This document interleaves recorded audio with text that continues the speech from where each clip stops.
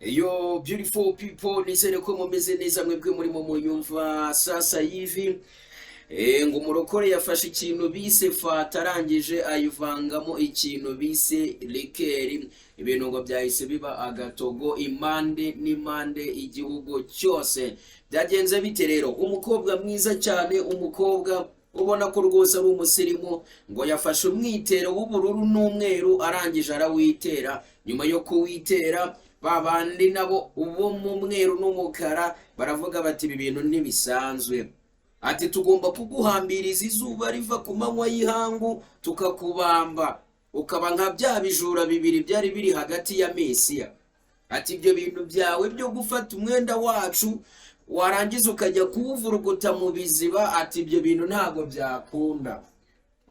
Nyuma y'ibyo rero ibintu natwe biba bitugezeho, ibyari biri mu gikari biba bitugezeho, natwe dufata rya toroshi ryacu rya danje turangije turaritunga, turavuga ati reka turitunga yo noneho tujye kureba ikirimo indani.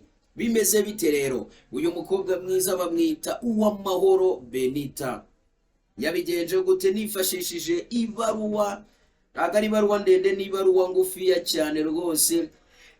Baruwa rwose yandikiwe mu mujyi wa Kigali mu karere ka Kicukiro, nimero ntago ndi buzivuge kuko kuri iyi baruwa zigiye ziriho.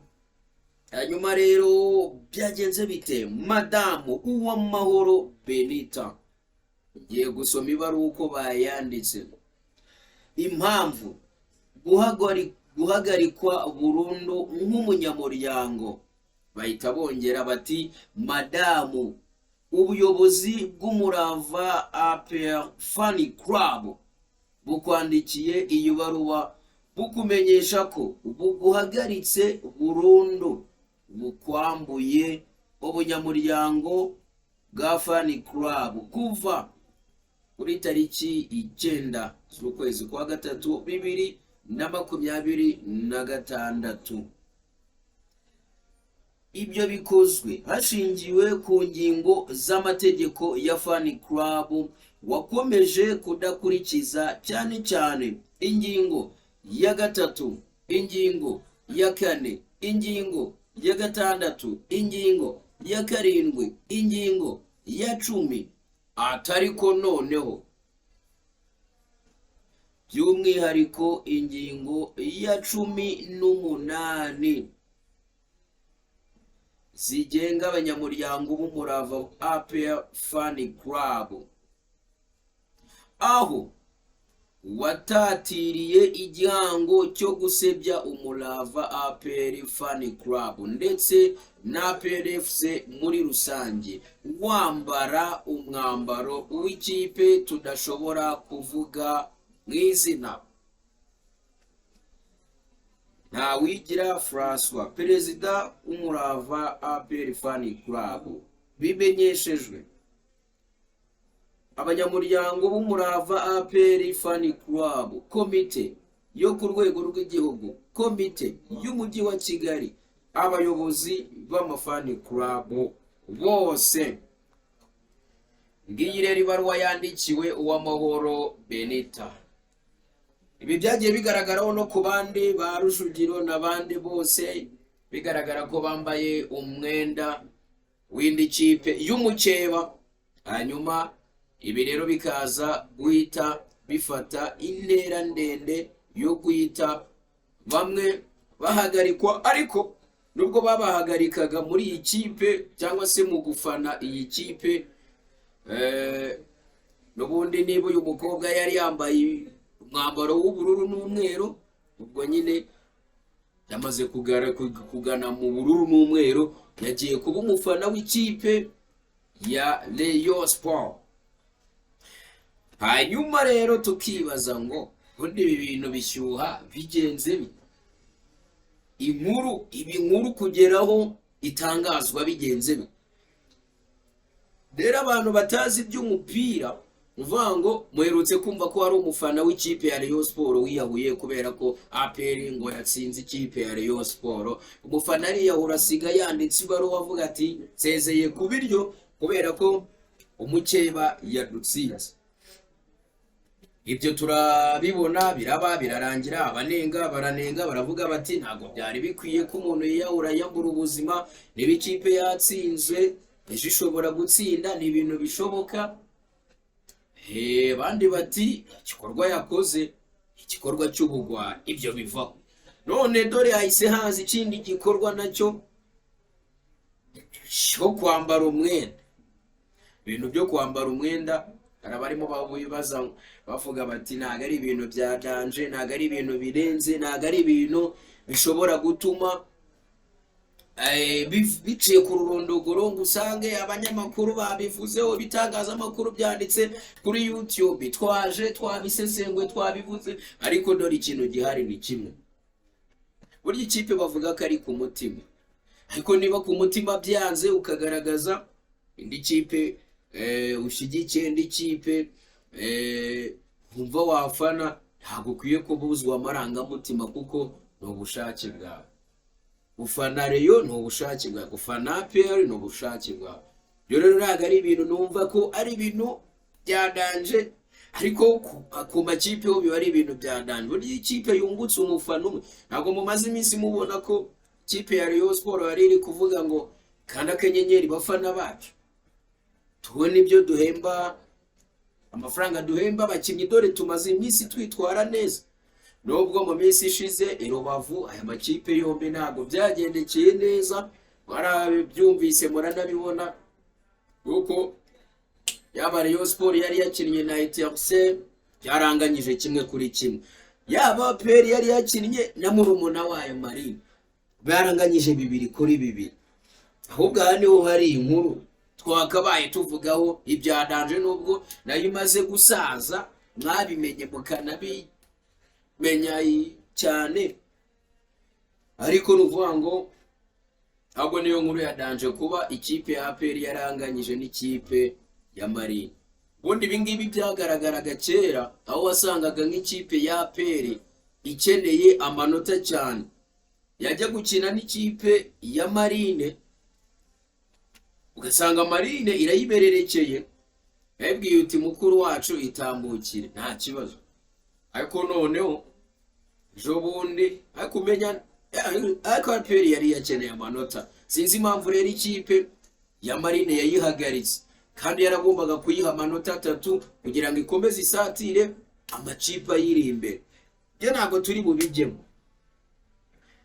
bubijyemo cyane ko amakuru murayafite, amakuru menshi cyane muri shampiyona y'u Rwanda murayafite pe. Ahubwo ikiri ubu ngubu nuko imikino y'igikombe cy'amahoro nayo itoroshye, nayo ntago yoroshye, kuko uvuga ngo yaba APR yaba AS Kigali yaba ikipe ya Rayon Sport zose, ariko ubundi wabarebera aho bigeze sha.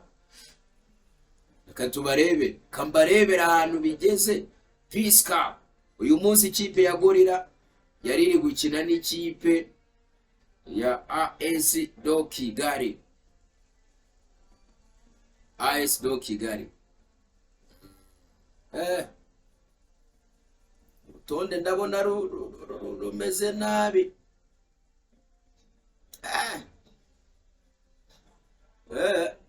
Uko bihagaze ubu ubona hazacu wambayira arahirari iracyaya ruyoboye urutonde, APR FC ni ya kabiri. Mbona muri shampiyona y'u Rwanda siko ntari imperutse amakuru wana.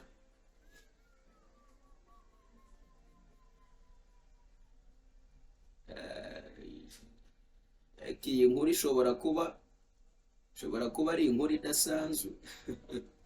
Ishobora kuba ari inkuru idasanzwe kabisa.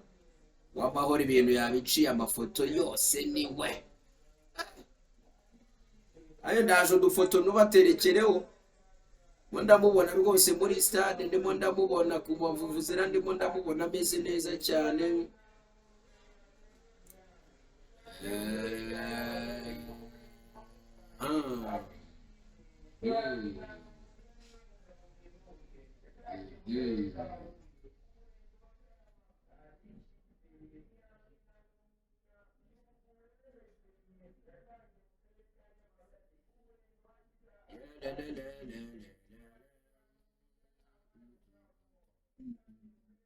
ariko nizere ko mumeze neza kwanza tube tuniganira ariko gake gake munambwira uburyo cano mutarimo muyishyigikira ngo mukande kukazogera mumara gukanda kukazogera ko gazogera ugakanda wabanje gukanda kuri subscribe. Ibyo bintu ugomba kubimenya ukamenya ko ugomba gukora subscribe. Nyuma yo gukora subscribe ugahita ukanda kukazogera warangiza ugahita ubwira inshuti zanyu uti mwamenye ibyabaye se mwamenye yuko umusare mwiza nayoberana mupenzi akabigishongore mu bandi bagabo bose yacano ye ikomeje kugenda izamuka neza cyane. Ibinyamakuru byanditse iyi nkuru Uwamahoro Benita wari umufana wa PRFC wagaragaye yambaye umwambaro wa Rayon Sport yahagaritswe n'itsinda ry'abafana yabarizwagamo. Inkuru irambuye murayisoma hasi.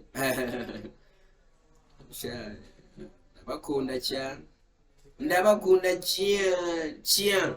Aha, ntabwo ngira ngo iminota izamuka ariko namwe mubamugira ngo twisekere kuko inkuru dore kandi kureba uburyo biba bihagaze ku mbuga nkoranyambaga rega namwe ntabwo biba byoroshye. Tuba tugomba kubabwira amakuru duhagazeho, amakuru yimbitse, amakuru nyaya, amakuru atari ayo twatoraguye ku muhanda. Uwamahoro Benita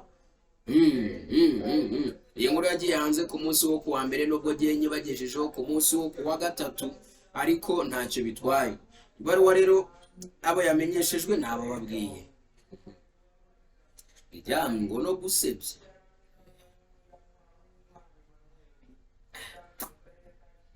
Hanyuma rero icyo wamenya nuko uyu mukobwa rwose mwiza cyane Uwamahoro Benita mu myambaro itandukanye, umukobwa mwiza pe, ariko ubona ko abaye mwiza muri iyi minsi yari ari kurya ku mafaranga ya peri. Nimumbwire rero najya kurya ku ya Rayon Sport niba azakomeza kuba mwiza nk'uko yari ameze. Ibyo ngibyo ntabwo binandeba kwanza. Hanyuma rero tubashimire abantu twari tubanye, abantu aya makuru mwarimu yamenye ubungubu ariko nk'abanyabahaye komeze mushyigikire nkomeze nzamuke, dore ndi muri 200 mu munsi umwe. Abantu ni bakeya, byibuze mujye muba nka 1k umunsi umwe, 2k 3k mani, nkomeze nzamuke. Ese mubona imbaraga nzazikura hehe ko? Ariko aba diaspora turabashimiye. Ados Music indirimbo yawe iri kurebwa cyane aho uri muri Leta Zunze Ubumwe za Amerika, mbeko rwose indirimbo yawe iri kugenda ibikora cyane hano mu Rwanda rw'Abanyarwanda. So job bless to you. Komeze mukore subscribe, mukomeze mukande like, share, comment, muduhe ibitekerezo ku muyoboro mugari w'Intayobera na Preset. Nitwa Mupenzi Ntayobera, umusare mwiza cyane ndabakunda ariko Imana yo mu ijuru ikandusha.